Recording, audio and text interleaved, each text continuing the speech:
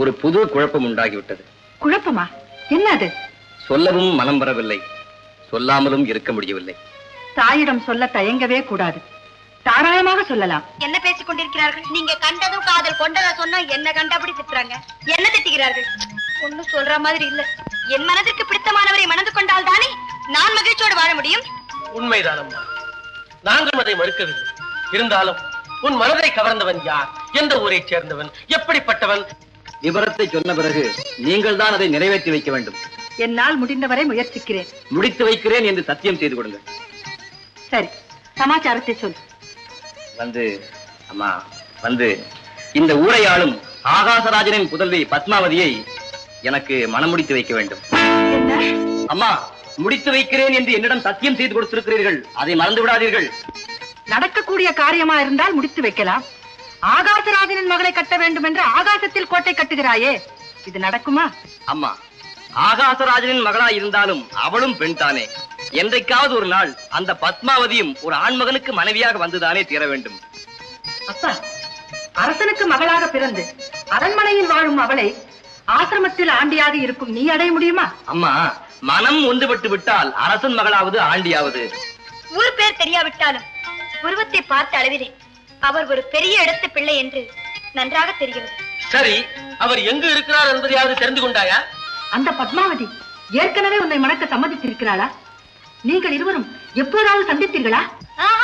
ரெண்டு பேரும் வாயை திறந்து பேசவே இல்லை, வெறும் பார்வையோடு சரி. ஓஹோ, பார்த்தவுடனேயே மணக்க வேண்டும் என்று முடிவு கட்டி விடுவதா? உன்னை ஒன்றும் தெரியாத அப்பாவி என்று நினைத்தேன். நீ சரியான குறும்புக்காரனாக இருக்கிறாயே. இல்லையம்மா, உங்களுக்கு பணிவிடை செய்ய ஒரு மருமகள் வர வேண்டாமா? பெண்ணானவள் பிறந்த வீட்டை விட்டு புறப்படும் போது அவள் எடுத்து வைக்கும் ஒவ்வொரு அடியும் முறைப்படி இருக்க வேண்டும். அது தவறினால் பேரடியாக முடிந்துவிடும். அம்மா, நான் பார்த்தவர் யாராயிருந்தாலும் அவரையே மணந்து கொண்டு அவர் திருவடிக்கே தொண்டு செய்து என் பிறந்த வீட்டின் பெருமையை மேலும் ஒரு படி உயர்த்துவேனே அல்லாது உங்கள் மனம் புண்படும்படி நடந்து கொள்ளவே மாட்டேன். சரி, உனக்காக அரண்மனைக்கு சென்று பெண் கேட்டுவிட்டு வருகிறேன். கேட்டுவிட்டு வந்தால் போதாது, திருமணத்துக்கு நாளை குறித்து விட்டே வர வேண்டும். புறப்படுங்கள் அம்மா. நீ என்ன சொன்னாலும் சரி, உன்னை மணக்கப் போகிறவரை நாங்கள் ஒரு முறை பார்க்காமல் எந்த முடிவுக்கும் வரவே மாட்டோம். நீங்கள் என் சொல்லி கேட்க மாட்டீர்களா? நீதானம்மா எங்கள் சொல்லி கேட்க வேண்டும். உங்கள் முடிவான பதில்? தந்தை சொல் மிக்க மந்திரம் இல்லை, தாய் சொல் துறந்தால் வாசகம் இல்லை. இதுதானம்மா நாங்கள் உனக்கு முடிவாக சொல்லும் பதில்.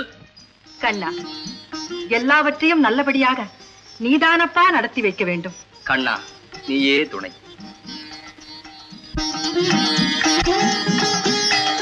நாராயண. வணக்கம் நாரதரே. என்ன வகுட மாளிகையாரே, யாரோ ஒரு பையனை தத்தெடுத்து பிள்ளை போல் வளர்த்து வருகிறீர்களாமே? அதை ஏன் கேட்கிறீர்கள்? ஆதரவே இல்லை என்று வந்தான். ஸ்ரீனிவாசன் என்று பெயர் வைத்து என் மைந்தனாகவே வளர்த்து வருகிறேன். இப்போது கூட இவனுக்காக தான் பெண் பேச போய்க் கொண்டிருக்கிறேன். ஓஹோ, நல்ல நேரத்தில் தான் நானும் வந்திருக்கிறேன். பெண் யாரோ? ஆகாசராஜனின் மகள் பத்மாவதி. அடேடே, ராஜாங்கத்தில் சம்பந்தம் பேச போகிறீர்களா? இது நடக்குமா என்றுதான் நானும் முதலில் கேட்டேன். அவன் புறப்படுங்கள் என்றான். என் கால்களும் தானாக நடக்க ஆரம்பித்து விட்டது. உங்களின் வளர்ப்பு மகனாக இருப்பவர் யாரென்று உங்களுக்கு தெரியுமா? தெரியவில்லையே. மண்ணை தின்று உலகை காட்டினானே அந்த மாய கண்ணன், அவனேதான் உங்களின் வளர்ப்பு மகனாக வந்து இப்படியெல்லாம் விளையாட்டுகளை செய்கிறான். கண்ணனா? நான் கைகூப்பி தொழும் அந்த நீலமணி வண்ணனா என் வளர்ப்பு மகன்? ஆம் தாய், ராமனாகவும் கண்ணனாகவும் அவதரித்த ஸ்ரீமன் நாராயணனுக்குத்தான் நீங்கள் ஸ்ரீனிவாசன் என்று பெயரிட்டு வளர்த்து வருகிறீர்கள். நாரதரே, தாங்கள் சொல்வது அனைத்தும் உண்மைதானா? அத்தனையும் உண்மை தாயே. அத்துடன் அந்த பரமாத்மாவையே வளர்க்கும் பாக்கியத்தை பெற்ற தாங்கள் யார் என்பதை தெரிந்து கொண்டீர்களா? சொல்லுங்கள் நாரதரே. துவாபர யுகத்தில் அந்த மாயக்கண்ணனை சீராட்டி பாராட்டி வளர்த்தார்களே, அந்த யசோதை தான் தாங்கள். இந்த கலியுகத்தில் பகுட மாளிகையாக அவதரித்து இப்போது ஸ்ரீனிவாச பெருமானை வளர்க்கிறீர்கள். ஒரு சமயம் பரமாத்மாவிடம் தாங்கள் எத்தனை பிறவிகள் எடுத்தாலும் அத்தனையிலும் அவனை வளர்க்கும் தாயாகவே பிறக்க வேண்டும் என்று கேட்டுக்கொண்டீர்கள். அதன்படியே பலனை அனுபவித்து வருகிறீர்கள். மறந்திருந்தால் பழைய சம்பவங்களை நினைவுபடுத்துகிறேன், நன்றாக சிந்தித்து பாருங்கள். துவாபர யுகத்திலே தாங்கள் யசோதையாக இருந்த காலத்திலே கண்ணனுக்கு துவாரகாபுரியை முடிசூட்டப் போகும் திருநாளில் விழாவை பார்க்க வந்திருந்த மக்கள் கூட்டத்தில் தாங்களும் ஒருவராக நின்று கொண்டிருந்தீர்கள். அந்த சமயத்தில் பெரியோர்களே, தாய்மார்களே, இந்த சுப நாளில் உங்கள் அனைவரையும் அன்போடு வரவேற்கிறேன். இந்த துவாரகாபுரியை கிருஷ்ணனுக்கு மணிமுடி சூட்டும் வைபவத்தை காண வந்திருக்கும் உங்கள் அனைவருக்கும் கண்ணனின் அண்ணன் பலராமன் என்ற முறையில் நான் என்னுடைய நன்றியை தெரிவித்துக் கொள்கிறேன். பெரியோர்கள் கட்டளை கிணங்க தம்பிக்கு நானே மணிமுடி சூட்டி கண்ணனை இந்த துவாரகாபுரிக்கு மன்னனாக்குகிறேன்.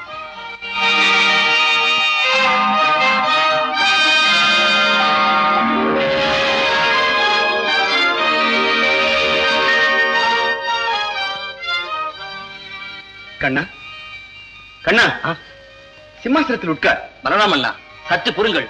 மகுடத்தை சூட்டி விடாதீர்கள். இதோ வருகிறேன்.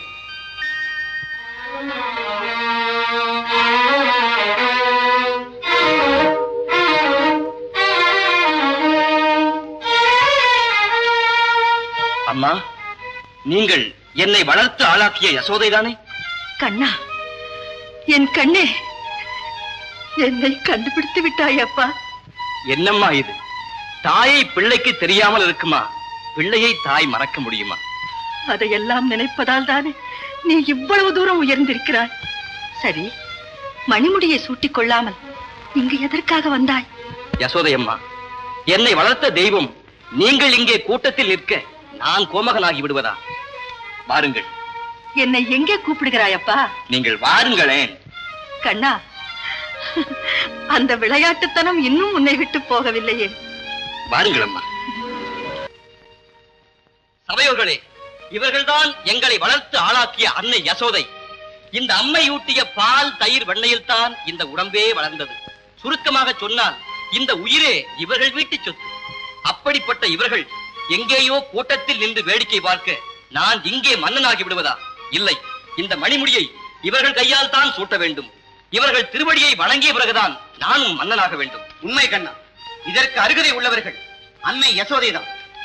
இதை பெற்றுக் கொள்ளுங்கள். தாயே, தங்கள் திருக்கரத்தாலேயே தம்பிக்கு முடிசூட்டுங்கள்.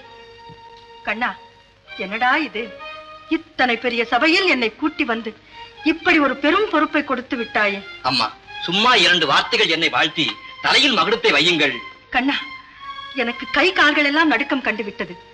பேச்சும் வரமாட்டேன் என்கிறது. அம்மா, பயப்படாதீர்கள். கண்ணா, நீ உட்கார். அம்மா, முடியை சூட்டுங்கள்.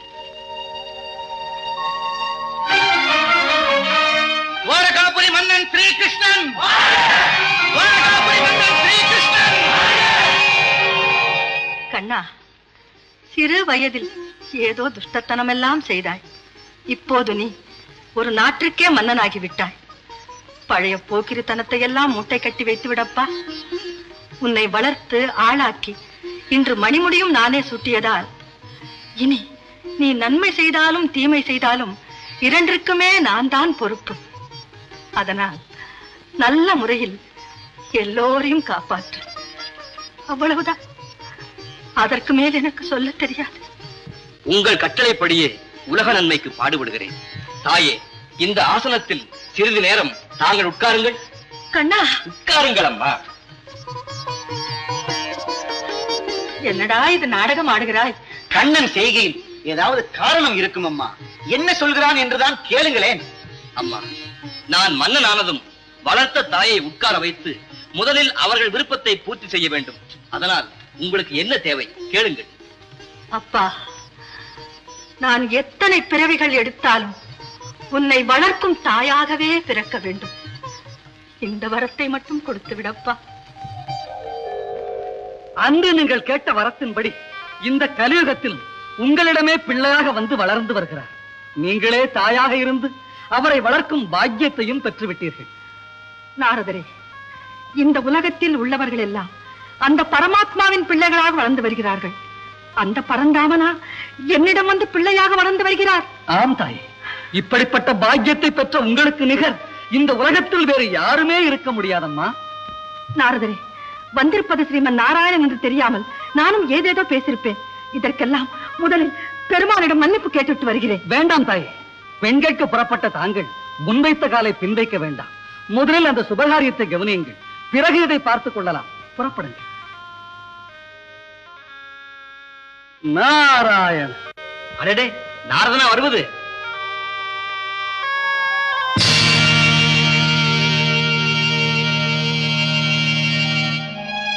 நாராயண கும்பிடாமே. நாராயண, யாரம்மா நீ? அடைய என்ன சாமி, ஆளை பத்தல தெரியல, குறி சொல்ற குறைத்தின்னு. தெரிகிறது தெரிகிறது, நன்றாக தெரிகிறது. ஏன் சாமி, நீ நாரத சாமி தானே? ஆமாம், நான் நாரதன் தான். சற்று நீ எட்டி நிற்கிறாயா? அடைய என்ன சாமி? அம்மா, நீ இங்கு வந்தாய் தாயே? இந்த ஆசிரமத்தில் இருக்காங்களே வகுள மாளிகை அம்மா, அவங்களுக்கு வளர்ப்பு மகனா சீனிவாசன் ஒரு பையன் இருக்கான்ல. நாராயணா, ஸ்ரீனிவாசன் உனக்கு பையனா? ஆமா சாமி, பையன்தான். அந்த பையனுக்கு ஒரு ராஜா பொண்ணு பொஞ்சாதியா வரப்போகுது. அத சொல்லலான்னு வந்தா இங்க ஒருத்தரையும் காணோம். நீதான் சாமி கிடைச்ச. தாயே, இவர்களுக்கு குறி சொல்வதை விட நீ நேராக ஆகாசராஜனின் அரண்மனைக்கே சென்று அந்த பத்மாவதியை ஸ்ரீனிவாச பெருமானுக்கு கொடுக்கும் அளவுக்கு அவர்களை சரிப்படுத்தி விட்டு வந்து விடேன். அப்படி செஞ்சா நீ என்ன சாமி எனக்கு சன்மானம் கொடுப்ப? பகுட மாளிகையிடமும் ஸ்ரீனிவாச பெருமானிடமும் சொல்லி உனக்கு நிறைய பரிசுகள் தர சொல்லுகிறேன். அட நீ என்ன சாமி, ஆசிரமத்துல பரதேசியா வாழ்ந்துகிட்டு இருக்கிறவங்க கிட்ட எனக்கு பரிசு கொடுக்க என்ன சாமி இருக்குது? ஓஹோ, வேறு உனக்கு என்னதான் வேண்டும்? சொன்ன கொடுப்பியா சாமி? சொல்லு, முடிந்தால் தருகிறேன். எனக்கு சாமி வந்து சாமி, எனக்கு நீதான் சாமி வேணும். நாராயணா, நாராயணா. அட என்ன சாமி, அந்த நாராயண சாமிக்கு என்ன சாமி தெரியும்?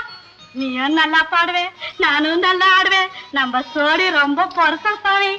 திரும்ப சாமி, என்ன சாமி சொல்ற? தாயே, நீ வந்து என்ன சொல்லுகிறாய்?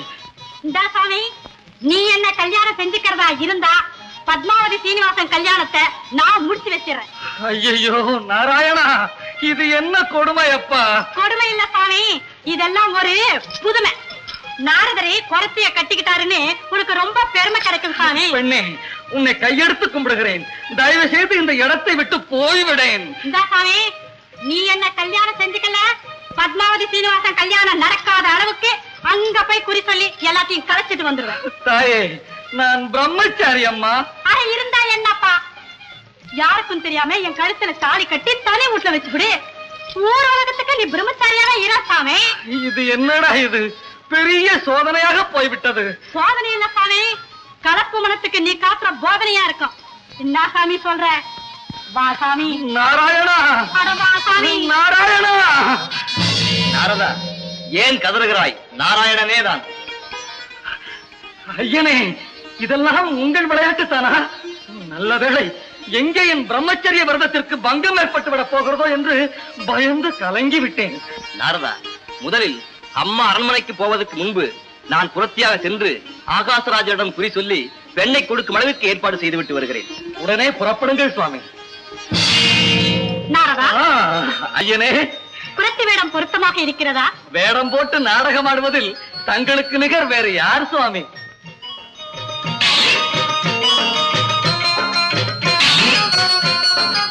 நாரதா, நான் வரட்டுமா? நல்லது. நாராயண, நாராயண.